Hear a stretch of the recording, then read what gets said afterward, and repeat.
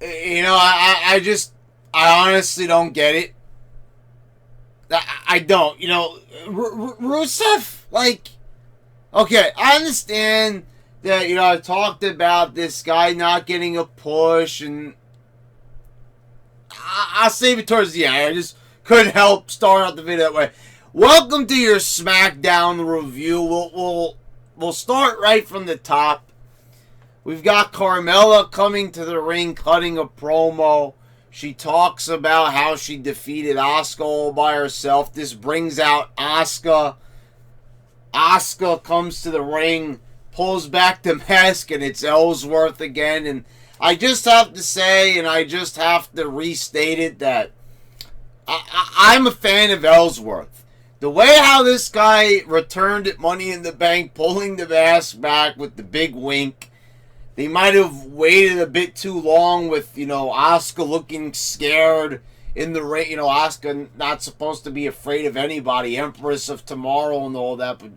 But whatever, it was a bit dragged out. But anyway, I'll tell you right now, guys, I'd rather watch Ellsworth and him on the mic and him acting like a goofball because, unlike all the other goofballs that we talk about here in the WWE that are supposed to be taken seriously, like Mr. Burn It Down, man, I'd rather watch an Ellsworth segment like this one rather than a 30-minute dragged-out bore fest by Iowa's own.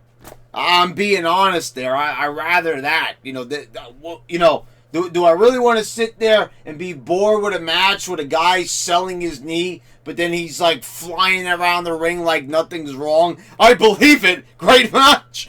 I mean, what do you guys want me to say? Am I supposed to just sit there and, just be entertained by stuff like that I honestly don't find entertaining whatsoever? I'd rather laugh. And Ellsworth, at least he's got a look. This guy has no chin whatsoever. It's absolutely hilarious. The faces he makes, the winking, the tone of his voice. I mean, I didn't like him at first. They put him over AJ, albeit it was in cheating fashion, but it doesn't matter. That was a bit too much for me. But they found his niche, and now, he gels well with Carmella. I don't know why the hell they let him go in the first place. I say keep them together for good. So the real Asuka comes out. Carmella tells him to go get her. He runs into Asuka. He gets kicked in the gut. Then Carmella kicks her in the face, and they both roll out of the ring and escape. I don't know why Asuka was just like standing there. They got this part right. Instead of doing the full entrance with Asuka, at least she came down to the ring determined. But then once again, just like at the pay-per-view, she just stands there, like looking at them, like, okay, go attack them. Obviously she knows they're going to be up to something, right? And she just stands there and waits for them to make the first move. I don't get the logic. Like, they really don't want to step into the wrestler's shoes. They just go with whatever. I mean, you get the first part right, and then the second part wrong. Billy Kay and Peyton Royce, the Iconics, come out to the ring, and what? It's bad enough, bad enough that they're bad. But do they really have to do the same shtick 2 weeks in a row? They make fun of Becky Lynch's accent. And, they did this last week already. The same exact thing that they just did last week, they're doing it again. Okay, and they're not exactly good at doing accents, and they're not good at doing impressions, so why are they doing them? I don't know why. They're told to go out there and do the same thing. They think that they're funny. They think that they're entertaining. And boy, are they wrong. Because they're not entertaining and they're not funny whatsoever. But they come out there and they make them like they're comedians. And I get it. I understand that they're supposed to be annoying, and people will argue the fact that, oh, they're just doing their job as characters. No, I'm sorry. There's a point when I said that a character can be annoying, like Kurt Angle circa 2000, but that they didn't have to be grating. This is grating. That's the word that I wasn't using the past couple of weeks. Annoying and then grating. It shouldn't be annoying to the part where you don't want to watch it. So Becky Lynch comes out to the ring, and they don't even win any matches. She beats Billie Kay. Why? I don't understand. They every week they come out there. They're sloppy as hell in the ring. They cut these atrocious promos, and they're not even like, they put them out there and all they do is just lose every week. So what is the point of even having them there? Can anybody honestly tell me what are they doing here on the roster? Like, what is the purpose that they're serving of being there? They don't even seem like they have any interest in winning the women's title. So what is the point of having them on the show if they're just going to lose every week? I don't get it. I don't see a point to this. I'm sorry. Becky Lynch. We just talked about that. Jeff Hardy was backstage.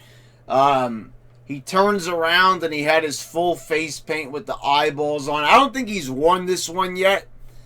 This was something he wore in TNA. He opens, his eyes, which had the eyeballs on him. He opens them up and he says that, Nakamurphy has opened his eyes. Now we're going to get a Nakamurphy-Jeff Hardy feud. I found it really, it took me to Money in the Bank to realize this. But I was like, why is Jeff Hardy not in Money in the Bank? Okay, I understand he's a U.S. champion, but guys, think back to WrestleManias and stuff when they did the Money in the Bank matches.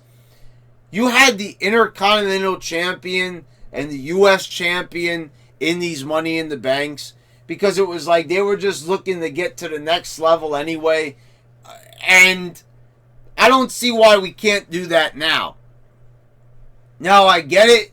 They're getting a bit better at defending titles at pay-per-views, but to not have Jeff Hardy in a Money in the Bank match, it just seems just totally out of place.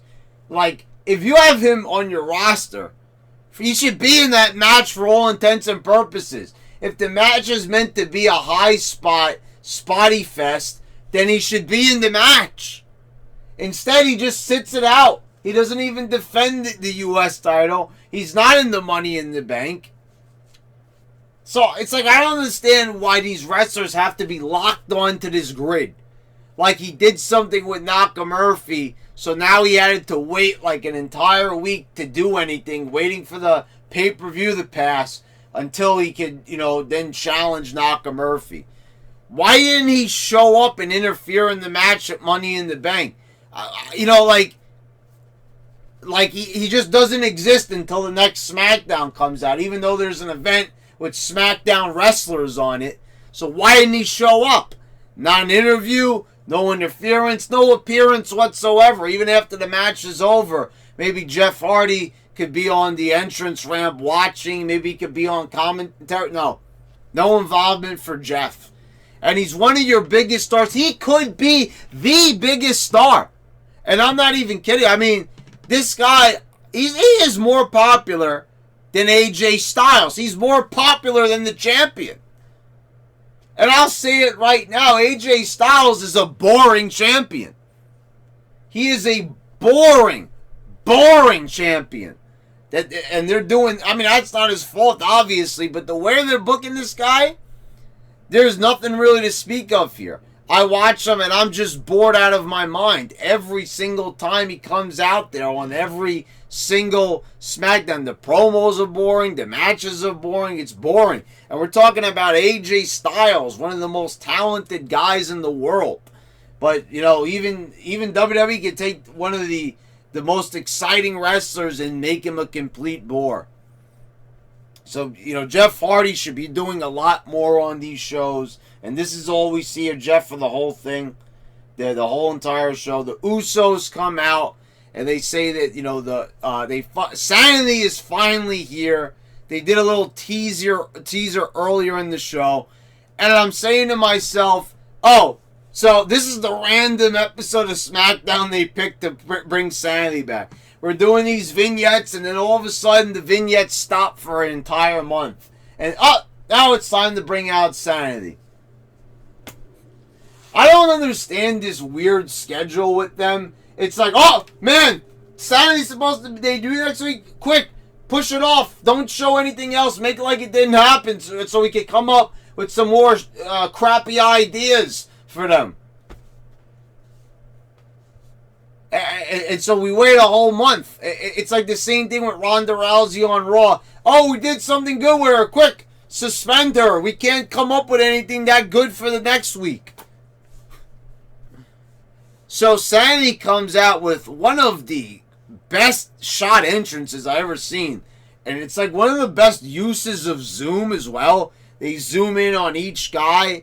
The music is on point. I've never watched these guys in NXT. You guys know I don't watch NXT. But man, oh man, this was a hell of an entrance.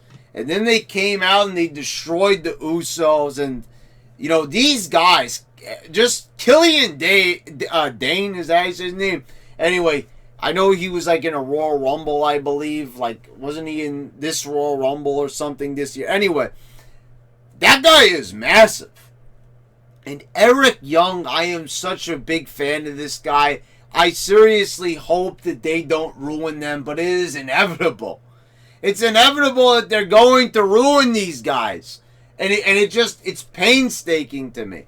I mean, Eric Young could be, honestly, like, if we're going to make guys like Nakamura top guys, why can't we make guys like Eric Young top guys? Way more entertaining, great on the mic, and Eric Young, I mean, seeing him stand there with that, like, just deranged look on his face. Everything was on point about this segment. I liked it. And, you know, they haven't done anything with the Usos as of late, so I don't know if they're giving up on them or whatever, but, you know, once again, it's like, you know, they can't, once wrestlers lose titles, they just don't know what to do with them. But I'm happy to see SAnITY here, and, you know, they looked great. Nakamura cut a promo backstage with Renee Young. This was somewhat entertaining. The way how he talked about Jeff Hardy, he fooled around with Renee Young, you know, on the mic, and you know, she asked him, you know, what do you think about what Jeff Hardy said? And he goes, "Who is Jeff Hardy?" And I thought it was funny the way how they made, like, Renee Young was getting frustrated with him. So a heel Nakamura, as I said, is 10 times better than a face Nakamura. A Nakamura nonetheless, but, you know, he is better and there's more material. It seems like the writers are more comfortable giving him material as heels. I mean, I don't know what these guys are comfortable doing because they just seem to do a hack job with no matter who's out there. The Bludgeon Brothers defeated Carl Anderson and Luke Gallows. It's a rematch. They obviously beat them. I mean, I don't see what the point is. First of all, explain this to me. How are Luke Gallows and Carl Anderson getting a rematch when they already lost fair and square on the pre-show? Like, does that make any sense to anybody? Like, are they honestly gonna put them out there, lose emphatically, and then give the same exact match on SmackDown? It doesn't make any sense. It's like all the rematches with Nakamura and AJ. You know, he beat him at Mania. Why are there so many rematches? It's not like he took the title from him. But it's rematch after rematch. Even we get rematches of pre-show matches. After the match, Daniel Bryan comes out, and this just looked like bizarre. Why is even Daniel Bryan coming out before the ring is cleared out of the other wrestlers? Like, This is never done. So they meet up on the ramp, and he looks at the Bludgeon Brothers. He walks between them, and they do a little stare down, and then we start the match. Daniel Bryan beats Big E. Then he gets Samoa Joe counted out. He did this nice little spot where he flipped off the barricade while he had him in the coquina clutch. I like that spot. He comes back into the ring. The Bludgeon Brothers come out of the crowd, and they powerbomb him, which brings out The Miz. And I need to ask this question. Like, why didn't they just beat him up when they had the chance in the entranceway? And also, I just need to ask this question. Why is a tag team beating up on a singles wrestler? Like, what are they going to do here in this feud? Like, honestly, look at this. Like, what are they going to do with the Bludgeon Brothers and Daniel Bryan? What could possibly be done here? Really? Like, what do they have planned for this feud? Where could you possibly go with this? I mean, I don't know. You tell me. I don't know. I mean, the Daniel Bryan and them, why? Unless they're gonna have them be bodyguards for the Miz, which just seems unlikely. So the Miz at the Skull Crushing finale gets the pin. Then we have Rusev and the Miz, and Rusev goes over here. He makes him tap out to the Accolade, and I don't know what it is, but for all intents and purposes, once again, it should have been the Miz's moment. What is their problem? It would have been excellent. Could you imagine the Miz?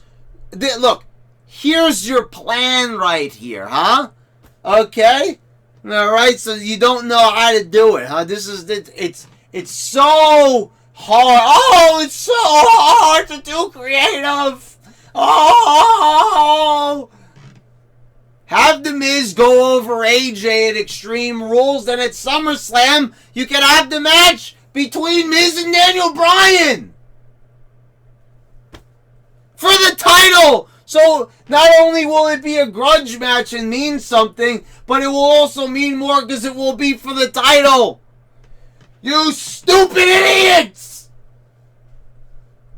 Instead, we're going to go with Rusev. We're going to have two baby faces squaring off for the title. AJ and Rusev. There's no heat whatsoever. Okay, so maybe now that Aiden English comes in, he goes to AJ and Rusev shake hands over the title. They did this really lame Ring of Honor thing, laying the title down on the mat. AJ steps forward with the handshake. Oh, so we're all good sportsmen here. Yup. Shakes Rusev's hand. Then Aiden English comes in to shake his hand. AJ goes to shake his hand. He does one of these things right here. And then AJ punches his lights out, walks away. Rusev is angry, but he doesn't even retaliate. Because, I guess because he's a baby face, he doesn't. But I'm like, what? Like, and that's how you're going to end it right there? Like, that's it. We've got nothing else to show. The show's over. So you're going to have Rusev just be a baby face going in to challenge AJ here. What if after that, he's like, oh, you punch my friend, and he gives him the Machka kick or something like that. And they just end it like that. So Rusev's angry. A big guy like Rusev is not going to do anything to retaliate once his friend gets hurt. And AJ's just standing there, talking trash to him, and Rusev's just there taking it. And at first, it should be the Miz's moment. You've kept the Miz away from the title for 7 years. 7 years, and there's nothing that went wrong with that title reign. He was a good champion for what it was. you know, as best as creative could give him. I mean, it was no fault of his own. And they've had him win IC title after IC title. Now he's away from the IC title. 2 chances here. Braun Strowman didn't need to win the Money in the Bank because he's already a monster. Well, you know, that everybody who's cashed in, it's always been like they got to do a sneak attack. They got to take somebody down while they're hurt. Braun Strowman, the guy who flips over tractor trailers and stuff, I don't think that this guy needs to be sneak attacking anybody. The Miz, on the other hand, being a Money in the Bank holder, it would have been perfect for his character. Also, him walking around for months on end with the briefcase, it would have been perfect. If you weren't going to take that route, it would have been also perfect to have him win the title opportunity here and then go on and end that boring reign of AJ Styles. Because it, as we all know, it is boring as hell. And Miz could have, you know, definitely livened it up with some great promos, you know, and as a champion. And, you know, imagine him gloating about winning the championship. And a guy like Miz, what that would do for the character of him. I mean, but, you know, forget about all those opportunities there. Once again, missed them all out the window. And, you know, I don't know where the Miz goes from here. I mean, I don't know where this feud now. The Bludgeon Brothers attacked them. Unless they're not going to even, you know, concentrate on it. They might concentrate on that for about a week. Maybe they'll have something stupid next week, like a handicap match with Bryan and the Bludgeon Brothers. I don't know. I don't know where you could go from here with this. You know, if they were smart, what they would do also with the Bludgeon Brothers is probably put them in a feud with SAnitY. And I know that they're both heels, but you could work out something kind of cool where they could just be maniacs and, you know, and cutting different segments and promos, and it would be an interesting mix. I don't get it. Or put them together all in one big stable and just have them be a bunch of wackos together. But, you know, once again, another missed opportunity. See, look how easy it is. When I turned on the camera, I didn't even have most of these ideas in my head. But here's already several things. You know what I'm saying? I'll tell you one thing. I'm probably the only person here on YouTube that doesn't just come into these videos and it's either A, praise the hell out of the show, or B, you know, just completely tear it apart and have nothing positive to say. I am telling you, are you going to tell me that any of these ideas I gave you are bad? Because no, I don't think that they are. They would definitely fit into the characters of the wrestler. They definitely sound more interesting. Can you at least say that? If you don't want to give me any credit, could you at least say that these ideas are better than what we're currently getting? I think that that's pretty, you know, I think that's, you know, pretty reasonable, right? When you say it's a lot of these ideas that I'm saying are superior to the ones we're currently getting. You know what I'm saying? I don't mean to toot my own horn, but I'm just saying it would definitely be better. Miz is champion. I know a lot of you guys don't like The Miz. I know a lot of my friends on Facebook, like Sergio Flores, you know, I know you guys don't like The Miz. I understand that. But can't you at least admit that The Miz would be better suited at being a top guy than AJ Styles? Because AJ's reign is very boring and it's not doing anything for the stagnant show. You guys know as well as I do that the quality of the show is not very good. It's not entertaining. It's not stimulating. It's not exciting to watch. But at least with The Miz, that would be like a B12 shot to the show, and there would be something new, something fresh on it, something that we could get excited for, something that we could really sink our teeth into. And we're not getting that here on this show at this particular time because it's horrible! But I digress. So we got Rusev. And I don't know if he's going to go on to win the championship. I highly doubt it. But there you go, folks. Anyway, this has been your YWC champ. Thank you for watching. And guys, please click the bell subscribe. Check out my other videos here on the end screen. Hey, it's the end card slate. Click the videos. They're like, I think, over here, over there. And the subscribe, yeah, here it is. Subscribe's going to be right over there. So, you know, and down there too. Whatever you want to do. So it's there on the screen. It's there at the bottom. Anyway, guys, thank you for watching. And I'm signing out.